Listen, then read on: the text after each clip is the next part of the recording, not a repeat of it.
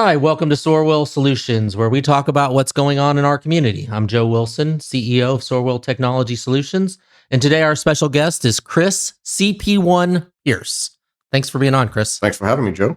CP1, that it's all over your signs. Your signs say the next watch. It is amazing at how great that marketing is, but what does it mean? CP1 was my call sign when I was in the military. Okay. Did hostile non-compliant boardings. And when we went to board other ships, didn't have any name hate or identifying who we were. So we came up with nicknames. And because I was a first-class petty officer at the time, E6, my initials were CP. CP1 stuck. Okay. And even when I made E7, my guys were like, "You'll always be CP1 to us, man." And it's stuck with me for 20 years now, 20 plus years. And I like it. For a long time, I shied away from it because I didn't want to talk about some of the things that I did because it was like picking at scars but as time went on and I was able to talk about and discuss through therapy and whatever, it kind of made me feel like, yeah, man, I'm gonna hold on to that one.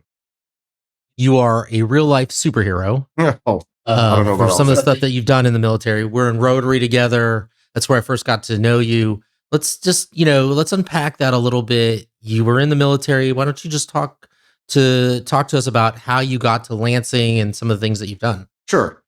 So I joined the military in 1988. Before that, I was in jail. Okay. I went to jail and not a DUI. Hey, mom, come get me. Got sentenced to jail. I was $5 away from a felony. Oh, wow. Yeah, God was, and one of the things that I like to say is all the blessings that I've had, I never really gave credit to God. Sure. And I never gave glory to God. But $5 away from a felony, and I actually transported stolen goods across state lines, which is a felony. But when I went to North Carolina to go to court, the judge goes, I'm going to give you 60 days to be in jail. I'm going to give you 60 days to be in some form of military or you're going to jail for a while. Oh, wow. So what year is this? 1988. Okay, 1988. So I joined the military and you're in North Carolina at the time. North Carolina. I actually joined the military in Virginia, the same county that I went to jail in. Okay. But God has just looked out for me. And I never really gave glory to God and thanks to God. So anytime I get a chance now, I'm going to say that. And I had some great mentors in the military. And I was stubborn. I was young, making more money than I ever thought I would, make because, come from. And I had one person, John Wayne Baldwin, tell me, he goes, "You never get to choose when to be a role model." I was the boarding team leader. I was doing great things in the combat systems world. He said, you never get to choose when to be a role model. You're one 24 hours a day. Senior people look up to you just like junior people look up to you. And that hit me, and and I think that was in 1998, and I haven't looked back since. Wow. It's huge. Social media post, what you say, what you do, how you act, how you carry yourself, the example I set for my kids. So let me ask you one question. Why the Navy versus any of the other branches? That's the one that would take me. Because I was signed up to go in the Marines, and when I went back to say, hey, I was gone for a little while. Well, where were you? I was in jail. Oh, well, we're not taking you. Oh, wow. Yeah. So the Navy was the one that said, hey, so you were with some people that stole some stuff. I said, no, man, I was the guy that stole the stuff. You were with some people that stole some stuff. I'm going to need you to sign that. And basically that's how I came in, but it was a different time. It was a different time then, and I know a lot of people that came in the military on waivers and went on to do great things. Yeah. We're not defined by our past, but what we do moving forward. Absolutely. And so, we're kind of on this same journey together, running for office, and I've kind of watched you and interact with people. And I think it's been really amazing at how natural it looks for you. How has the campaign been for you? Well, I'm glad it looks natural because it is not. It doesn't, it's been great. It's been positive. But man, it's one of the scariest things I think, I've done, simply because you don't know what you're going to get. Mm. You're going out, you're knocking on doors, you're interacting with people. And some of these interactions I wouldn't trade for anything in the world. I've learned so much about people in our community, not just one side, not just one demographic, everyone. And that's been one of the greatest joys. But some of the things that I've seen, the post online, the attacks on, not towards me. For me, it's been pretty mellow, and I've been surprised, and I think I owe that to God as well, because I'm who I am. Mm-hmm. I'm going to tell you what you need to hear, not what you want to hear, unless it's what you need to hear. My wife hates when I say that. Oh gosh, here he goes again. But that's me, and I think when you talk to people, they're able to see if you are fake or not very easily. And one of the things that I was looking at right before we came on is Marion Walsh wrote a book called Run. Mm-hmm. And someone recommended that book for me to read. And it helped me big time. It helped me with, this is how I want my campaign signs to look. This is what when you have fundraisers, this is how you do it. It was just a how-to for someone that has never done it before. Sure. And I've been around government and politics. Uh-huh. But I never put my toe in. I never took the leap. And I was talking to a good friend last night, and I used to work for him. He goes, if you wouldn't have left Nevada, you'd have probably done the same thing here. But there were things that, happened, and I'm here, and I think it's all the path that God has put me on. That's awesome. What do you think from your career has prepared you to be in politics? So when I worked as the training officer for Naval Air Station Fallon, you have to communicate with people. I'm putting on exercises, large scale exercises that we're using federal entities all the way down to role players. And don't say that. That will take the scenario in the wrong direction. Mm-hmm. You have to communicate from the federal level all the way down to state, local governments. So I've been around it. I saw how it worked. I knew about budgets. I knew about these things. So actually, I was at my wife's birthday party, celebrating her birthday, and a friend of mine walked up to me and she said, "You should think about running for city council." And I went, "Gosh, do you smoke weed often?" Or something to that effect. My gosh, no, absolutely not. I don't want anything to do with politics. And I prayed on it, and I said, I think it's something I want to do, but the person that was in the office at the time, okay, we stood basically for the same things. I just felt it was time for a fresh look. We're about to go on vacation.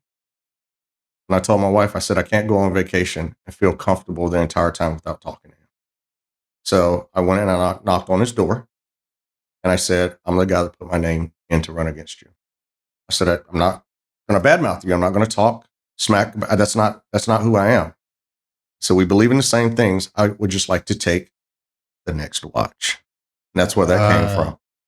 Okay. And he said, wow, I can't believe you knocked on my door. That speaks to your character. Go on vacation. Let's meet when you get back, and we'll talk, and I'll make my decision. And when I came back, we did, and here I am.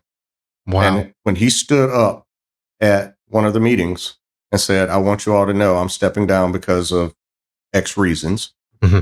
and I'm backing Chris. I'm endorsing Chris. And he sat down, and he goes, you're under the microscope 24 hours a day. But remember, someone had that conversation with me a long time ago. That's amazing. It's almost chilling. And I know the person you're talking about, the councilman you're speaking to, We've done business with him. Super nice guy. Awesome.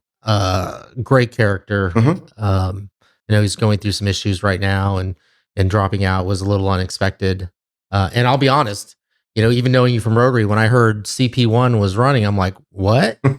I never saw it coming. Many people did. And it was a shock to me.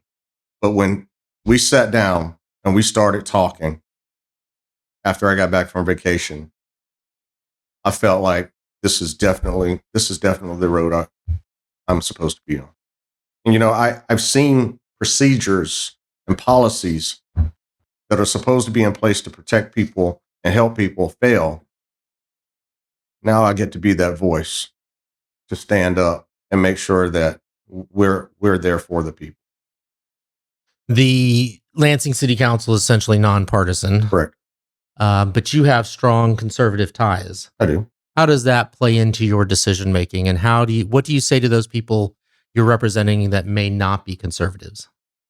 Listen, at some point, we have to be able to meet. And that's the problem that's in the United States, the world right now. Mm-hmm.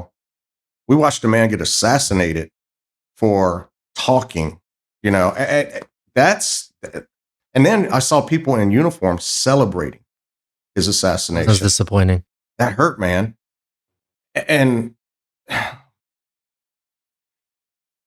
still not over that. Yeah. We have to be able to talk.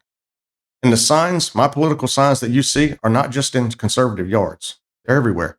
No, and I saw that you were endorsed by Citizens for Good Governance, which is a nonpartisan group as well, that's taking some heat from other conservatives for their partisanship or appearing partisan. And I think that you being on that list really atones to the fact that it's a nonpartisan group. I told the person that interviewed me, said I've been looking forward to this all day. And I think she was taken aback for a second. She goes, well, why? I go, we don't do this anymore. Mm-hmm. So we like to get online and we like to, post online. And that's what I will not do. If you look at my campaign, you look at my past post, I don't do that. I don't like it. I don't like when politicians get on TV and go back and forth and why? People don't like that. I don't like that. And that is not who I am. I am conservative. I am a Christian. Don't ask me to vote on anything that goes against my Christian values. It's not going to happen. It took me a long time to give back or give glory to God.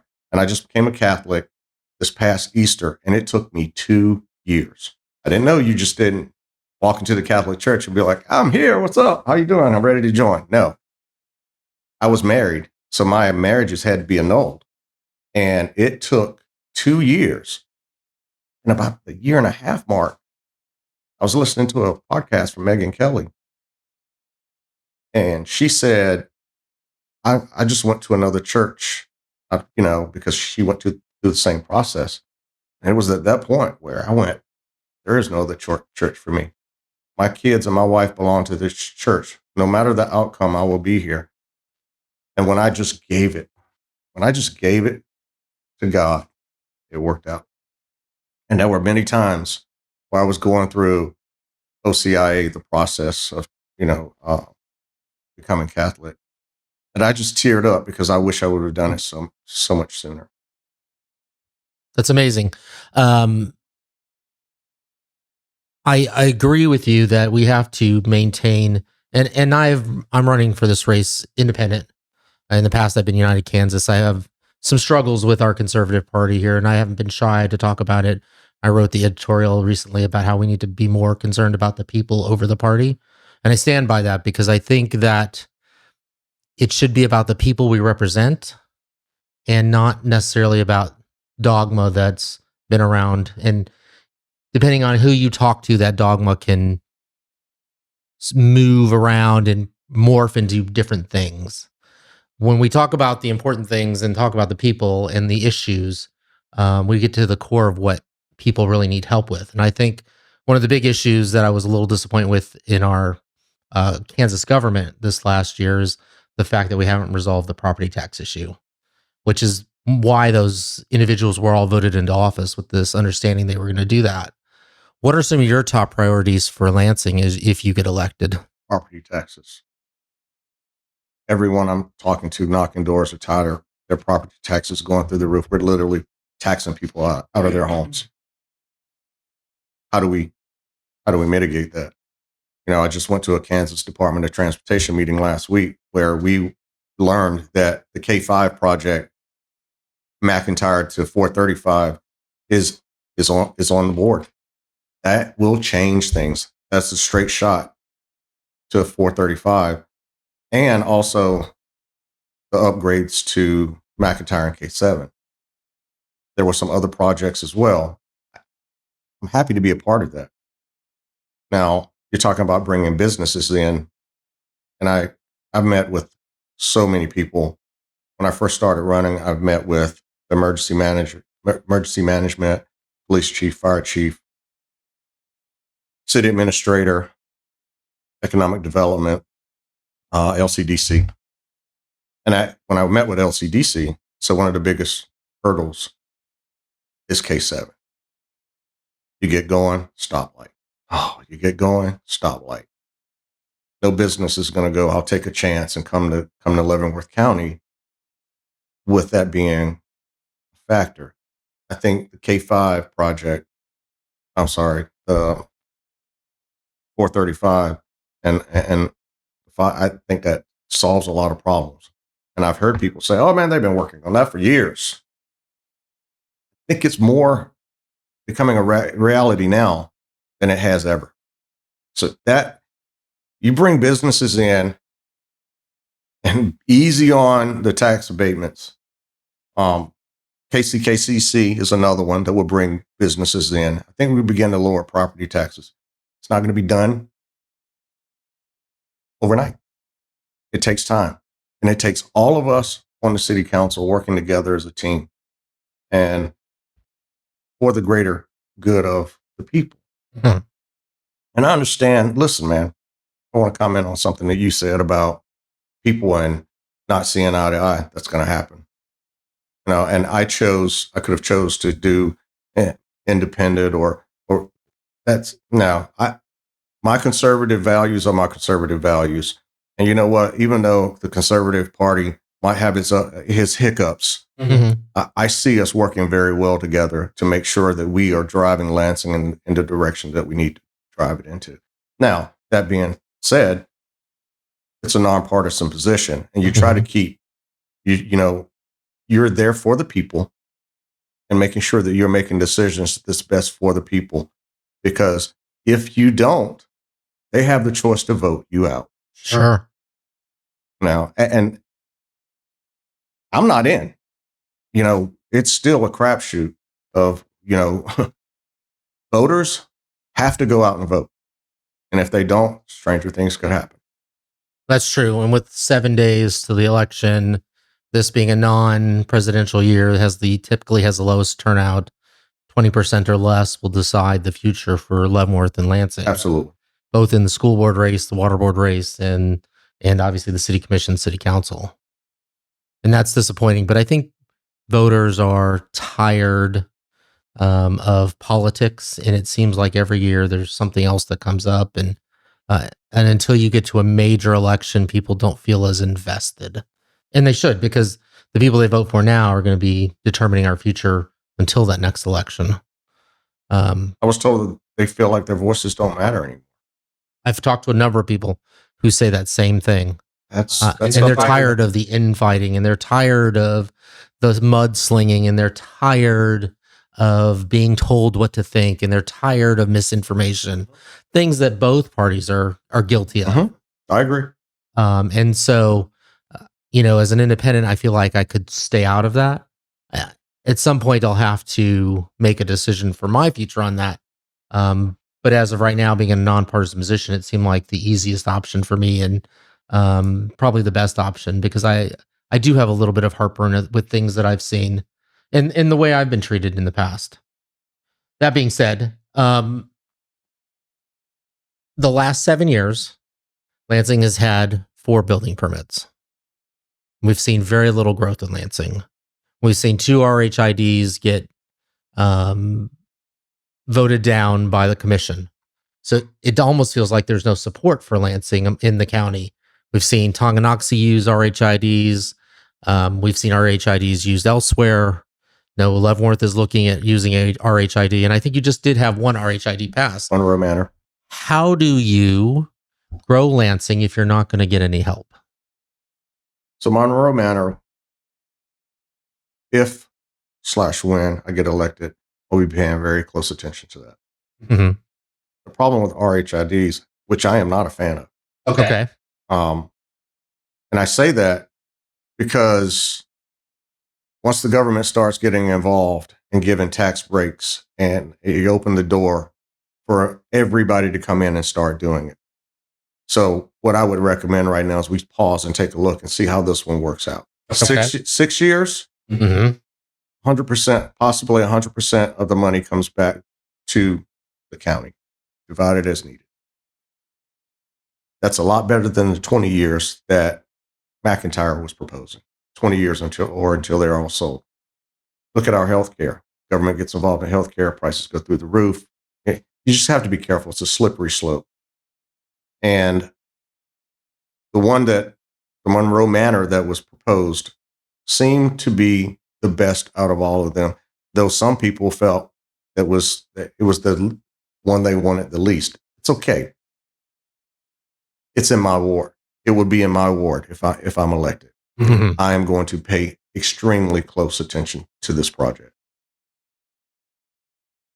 If we don't want to lose our bedroom community feel, and I understand that we need to grow, but we have to do it responsibly. I don't want Johnson County in Leavenworth County. I don't want to look like that. Mm-hmm. I don't think a lot of people in this community don't want that. They choose to live here because it has that bedroom community feel. So going forward, and be very careful. I'd like to see the RHID issue tackled at the state level. Voted on, because right now I think it's getting out of control. What's interesting is the RHID is very polarizing, even across the parties. I mean, you've got conservatives who are somewhat pitted against each other in their view of it. The Democrats, same thing. And this unique micro groups that have been created from it with people who normally don't agree. Now they are agreeing on this subject, whether it's for it or against it. I've talked to people on both sides. From a business perspective, knowing that we need to grow, because if we're not growing, we're dying. It seems like having something on the horizon and knowing that we have funds coming in seems like it's probably a good idea. If we didn't have those developments, we would have nothing coming. With those abatements, even 15, 20 years, and having nothing for that term, at least we know at some point something's coming back to us. So that's where we are now. I mean, where we are right now is if we didn't use the RHID, there would be nothing built here. And the city knew it, the county knew it, the school board knew it, and because things are so expensive. And now you have builders that are able to use this as a tool, but we don't want it to get out of hand. And I'm not going to mention but I told him the first time I heard him present and pitches, I told him, I go, this will probably be the one that gets approved. And sure enough, it got approved. We need to be careful. That's my stance on it, because people are tired of high property taxes. And I'm not going to mention the name, but the person will know who I'm talking about. Said, Chris, if you want to live in a great city, you have to have high taxes. And my mouth gets me in more trouble sometimes. Wow. And I said, well, that sounds like somebody that's rich as, And he went, what'd you say? I said, yeah, you are probably, a retired officer, have a great GS job, getting a little bit of disability. You don't have anything to worry about. Of course. And, I remember when I lived with my grandmother. I moved out of the house and moved in with my grandmother. And man, we were living way below paycheck to paycheck. And I didn't get it. I was a kid. But you have to remember people that are living on fixed incomes. You have to remember people that are living paycheck to paycheck, and people that, as my mom used to say, robbing Peter to pay Paul. Sure. So, I grew up in a military family, and we lived paycheck to paycheck. We came here in 1985 from Germany. Thought we were going to Hawaii, and I tell this story all the time. I think at every forum, and ended up in Kansas. It's nothing more disappointing than thinking you're going to Hawaii and ending up in Kansas. You just reminded me of something. You asked me how I got here. Mm-hmm. So I retired out of the military, took the job in Nevada, and I was there for almost 11 years. And it was just, man, there were some things that happened, and I won't go into them here, but it was time for us to leave. Mm-hmm. And we moved to Missouri, and I worked at Lowe's for 2 years. And I didn't know why I was there. I walked in, and I'm like, I've never done retail before. And the lady goes, I can only pay you like $10, $11 an hour. It's okay. Don't worry. Within 2 years, I was number one salesperson in the region, appliance sales specialist. But in the meantime, I was in all departments. And we applied for a job here, got the job here. And I came here, and I told my wife, this is the house. This is the house we want. This house? This is the house. And everything that I learned at Lowe's, I was able to apply, and we fixed this house up. Wow. And even the things that happened when I was at Lowe's, and all the blessings and the job that we got here in the house, and all, never once did I realize what God was doing in my life. So that's how I ended up in Kansas. Sorry, I didn't finish this. No, that's good. That's interesting. It's funny, and I say this to people all the time as well. When we stop moving our mouth and we start listening to that voice inside our head that I attribute to God, I always end up in a better place. When I try to inject my thoughts and opinions into it, I always end up doing something wrong. So I try to stop talking and start to listen more, at least for me. And I can see that fingerprint or God print on most of the decisions I've made, and where I've been very fortunate myself. I had the opportunity to move away for 5 years. Thought I wanted to not be a small business person, took a corporate job, made a ton of money, moved to the East Coast, and was just not happy. And coming back home and seeing people that I've known for most of my life is just amazing. So having graduated from here, I spent my whole life trying to leave. And the minute I had the opportunity to leave, I couldn't wait to get back. It's a great community. It is. And we have great people here. And I think a lot of us, if we stopped arguing, would have more things in common than we do not in common. But we choose to label each other at times, especially if somebody doesn't agree with us. And so I think that's interesting. If Lansing doesn't use RHID to build homes, and I want to come back to this for a minute, how else can we grow our community?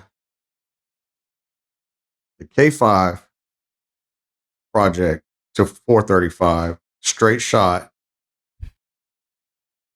coming in. Now you have more businesses that could possibly come here. You have more businesses that come here. It brings more jobs would require more houses. The other thing, like I said, at the state level, they have to do some type of legislation on RHIDs to start driving the cost of things down. Because once you start funding RHIDs, the costs are never coming down. Of lumber, concrete, conduit, rebar, never. It's not going to come down because people are paying the price. But that developer uses that RHID money typically. And we had Jeremy Greenemeyer on here a couple of weeks ago, and I got to talk to the developer and see the developer side of this. So it's an interesting topic. And once again, the spectrum of people I've spoken to, everybody has a different idea on RHID. But they're building the things that aren't sexy. You know, they're building the infrastructure. They're putting in the lights, the sewers, the roads, the things that they're not going to make money on and are going to impact their profits. And if they have to spend the money for it, that's going to go into the cost of the land, which is going to drive up the cost of the home, which is going to once again also be passed on to the buyer. And which will drive up costs. And right now, it won't happen without RHID. I think I said that earlier. You did.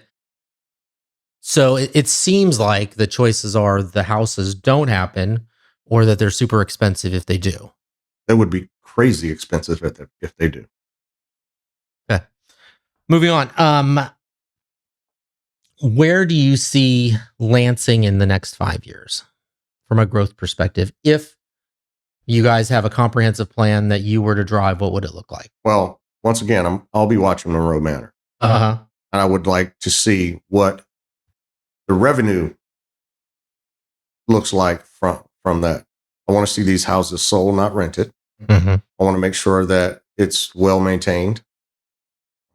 I want to see us leaning towards not just talking about KCC.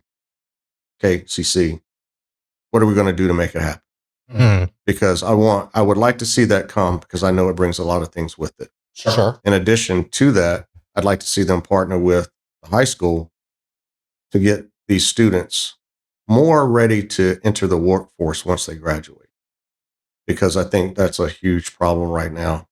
And the school board, that's a whole different thing. You know, I've attended several of those meetings, and I think everyone needs to realize who you're in it for. But that's where that's where I'd like to see us in the next 5 years. And I think it would be great for me to be a part of it. It's exciting. We're about to grow. And if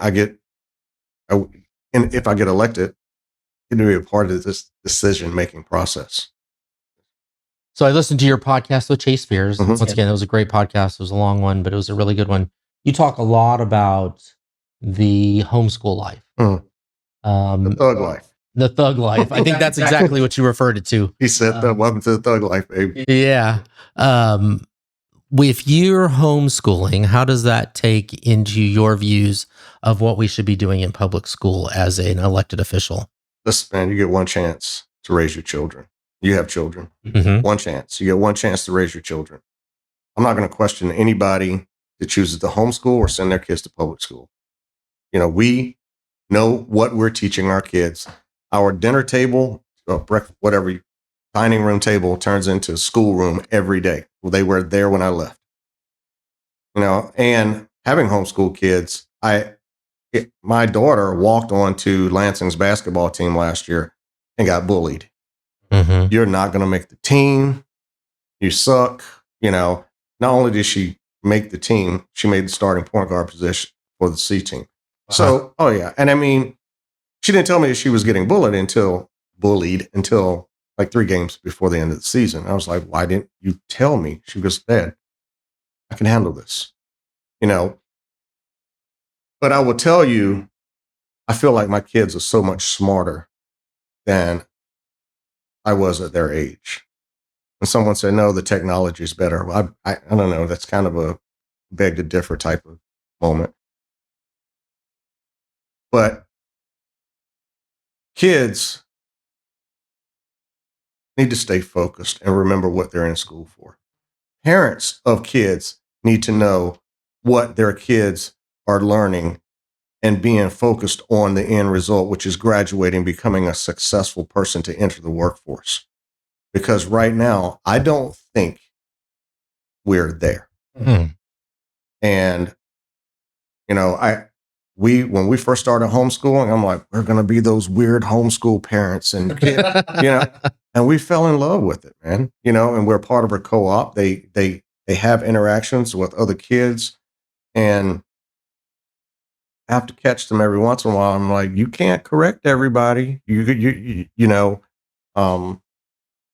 because the job that my wife does with my kids is just nothing short of amazing. Nothing short of amazing. And they're so knowledgeable. It makes me feel like, you know, maybe I need to go back to school. I got the chance to meet your wife and your kids at Lansing Fall Fest. It seemed like a great family. I'm very blessed. I got to help your kids carry some of your stuff to your site, and super nice kids. Thank you. You've done well raising them. I've been really impressed because I kind of follow you on Facebook a little bit as well, and seeing your son with his suit on because he wanted to look like dad. I teared makes up. my heart melt. Man, I teared up. We went to vote. He came and he goes, "Wear your suit." I'm wearing my suit. And they went shopping for clothes because he's growing like a weed. Uh-huh. And he comes back and he goes, "Dad, I got a suit." And I'm thinking, remember what goes back to you never get to choose when to be a role model. They're watching you all the time. And then I didn't know that she was taking pictures of us as we were walking to the courthouse. And I see these pictures and I can't help but tear up, man, because you get one shot. That's right. You get one shot to raise your kids, man. That's right. It was amazing. And so thank you. I teared up a little bit too because I was just touched by it because I thought it was awesome. Infrastructure in Lansing has been one of the things that people have talked about often as well. The lack of a business park.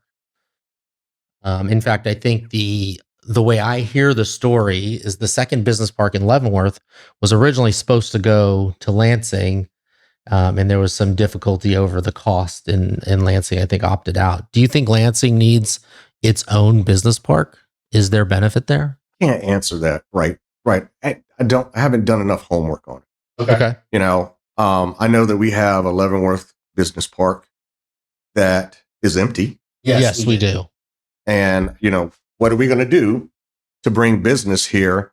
And where would we put the park? I have to talk to people that make these decisions or present these decisions, like Tim or the council members, the mayor, Mm-hmm. and it's all in discussion. Chris Pierce isn't going to go, yep, and decision is going to happen. No, we have to be collectively involved to making sure that we make the best decisions for Lansing. What about LCDC? Where do you see LCDC's role in Leavenworth County and Lansing? I think the biggest obstacle, and Lisa and I had this conversation, and Ben, that you have to be able to get supplies and things in to K5 McIntyre. I will stand on my soapbox and I will preach this all day long. I think that is going to change things for Leavenworth County and Lansing and LCDC. I remember trying to get a Rubio's to come to Fernley, Nevada. And believe it or not, they contacted me back and said, you just don't have the input. You just don't have enough people. Just don't have enough revenue for us to take a chance. So take a chance to come there. And businesses aren't just going to go, well, I'll take a chance to come. You have to have the people. You have to have the rooftops. You have to have the revenue. And let me get it straight. 67.9% of people that live in Leavenworth County commute to Johnson County and South KC to work. So we lose a lot of people during the week.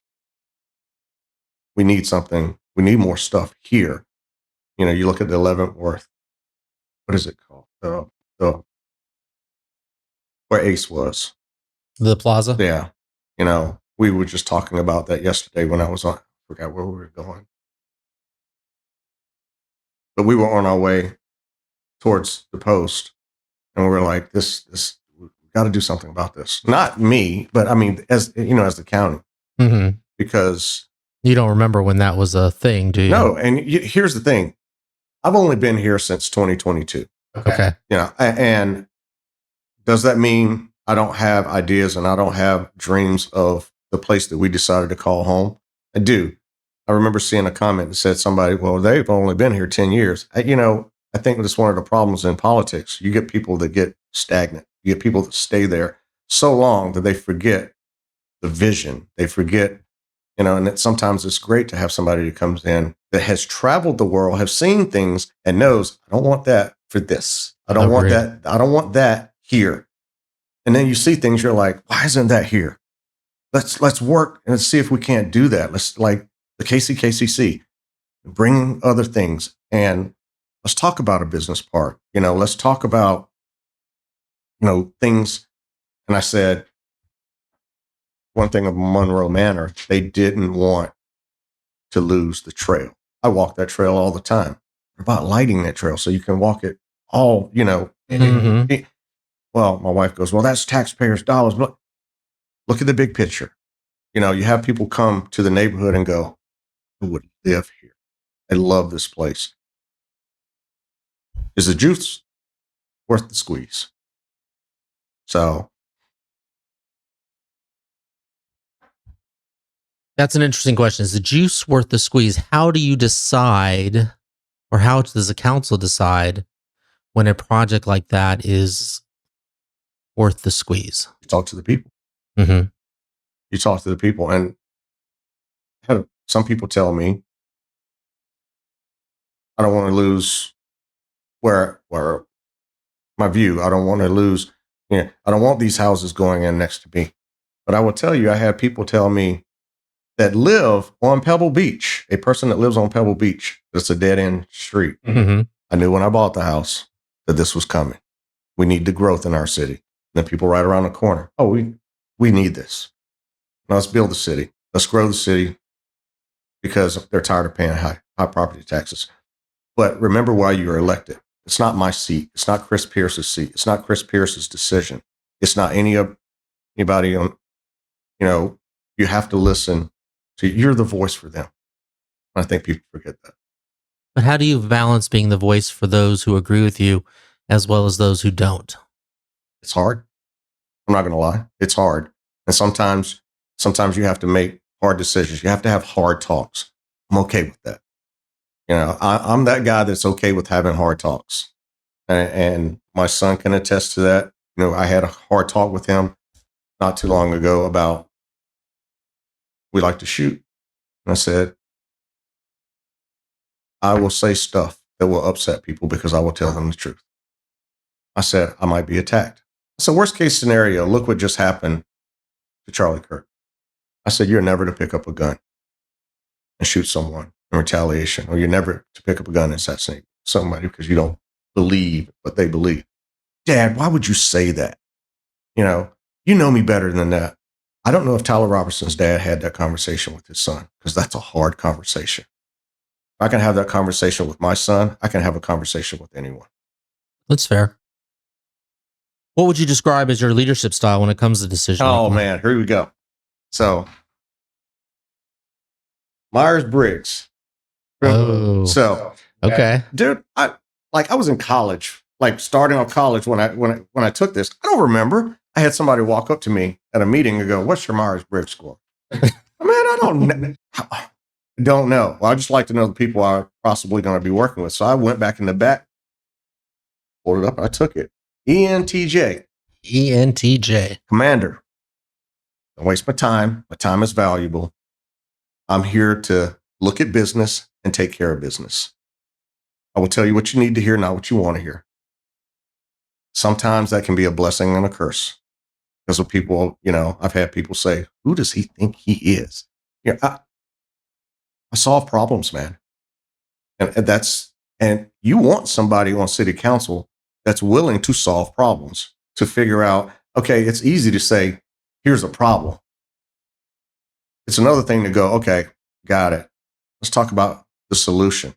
And I look back on my military career and all the people that I'm still friends with. Mm-hmm. People that I led, people that, because that means something. Yeah. If I was a crappy leader, I wouldn't want to talk to you. I wouldn't want to talk to you anymore.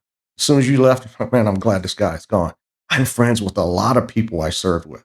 I'm friends with a lot of people I worked with at Lowe's. I'm friends with, it means something, and my grandfather, my dad told me a long time ago, people value character and positive character. Remember that. And when I pulled that up, I went back and I showed it to him. And there it is. So now you know what type of person I am. I'm a leader, man. Always have been, always will be. It's funny you should say that because I'm ENTJ as well. And I started my master's in organizational leadership. I haven't completed it, but I did start my master's in that because I thought there was a lot of value in that leadership program, and I can't tell you how many of those personality tests I've taken, but yeah, ENTJ are my letters as well. So it's kind of interesting. So you understand. I do. Yeah. I do. Which is why sometimes the noise really irritates me, because the people want us to do things. They don't want us to talk about it. They don't want us to fight about it. They just want to get stuff done. On another note, a good friend of mine said, character is what you do when only God is watching. That's good. So I think about that a lot. Looking ahead, what gives you optimism about Lansing's future and your role in shaping it? Me. Like I get to be a part of this. Mm-hmm. And that's one of the things that I prayed about. I get to do this for my family. Mm-hmm. I get to do this for the future of Lansing. And I said, I'll give you 4 years. And that 5th year, I'm up for retirement. I'll make a decision. And like I'm talking like I'm already elected. But I mean, if I get elected, I'll give you 4 years. After that, it's up for discussion. But I will give you my best. I will do my homework. That's what you're supposed to do. You don't just show up to meetings. Mm-hmm. You have to do your homework. You have to figure out what just happened at the federal level that's going to affect the state, and how does that affect you at the local level? If you show up just for meetings on Thursday night, you're doing your citizens a disservice. Bingo. Yep. Okay, we're going to switch gears here. Go. We're going to go to something a little less stressful, a little more fun. That wasn't stressful. We're going to talk a little bit about what it means to be Chris Pierce. So, first question I have: if you walked into a room and it was playing music, your theme song, what would it be? Oh man, gosh.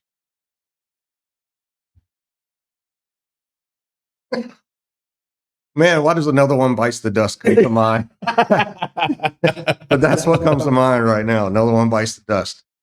Okay. I would have said Staying Alive, but that works too. I would have said Staying Alive for you. You're at home. What's your guilty pleasure snack? Man, quesadillas. Quesadillas. I love them. Okay. Chicken quesadilla, like we're grilled chicken, and it's so easy because we buy the tortillas from Costco. They're raw, and you have to make them, and they're so good, and they're so quick, so easy. Yeah, I've eaten them for years. I've ate them for years. If you could be amazing at any sport overnight, what would it be?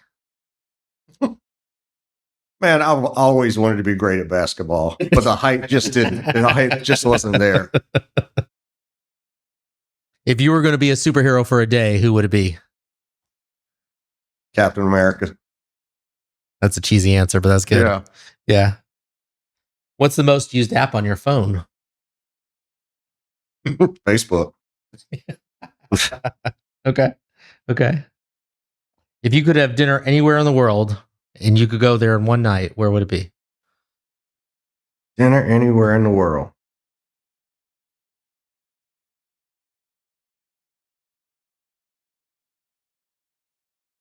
Man, that's a good one.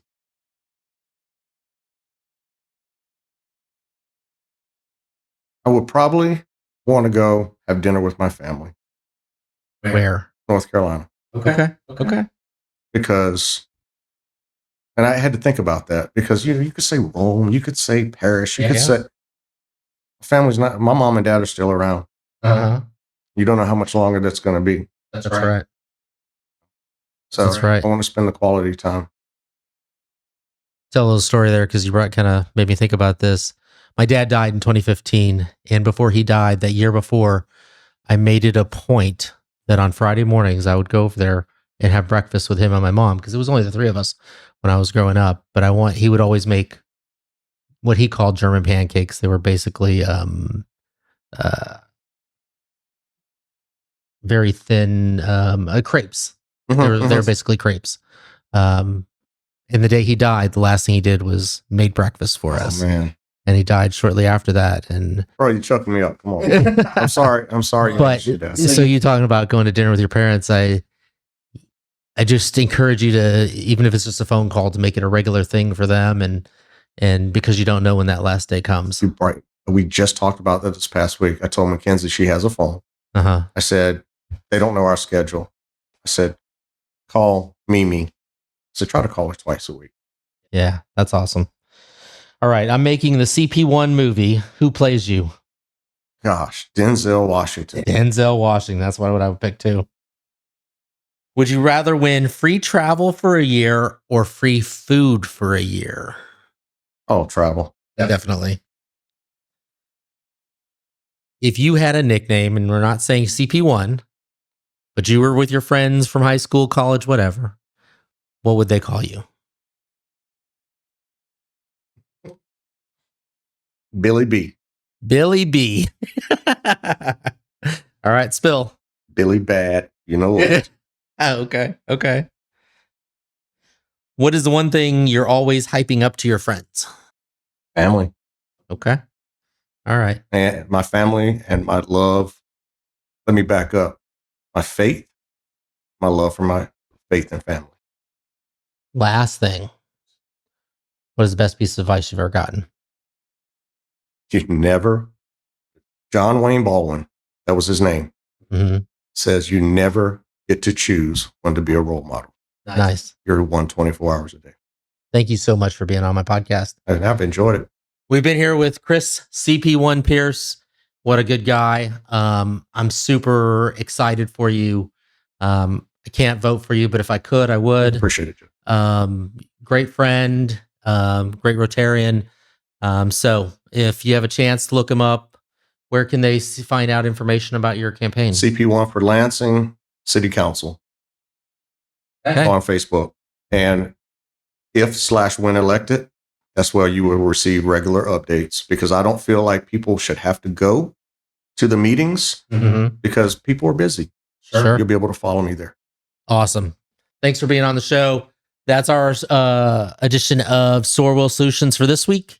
If you enjoy the content, please like and subscribe, as it helps us to continue putting content out there. I'm Joe Wilson. Thanks a lot for being here.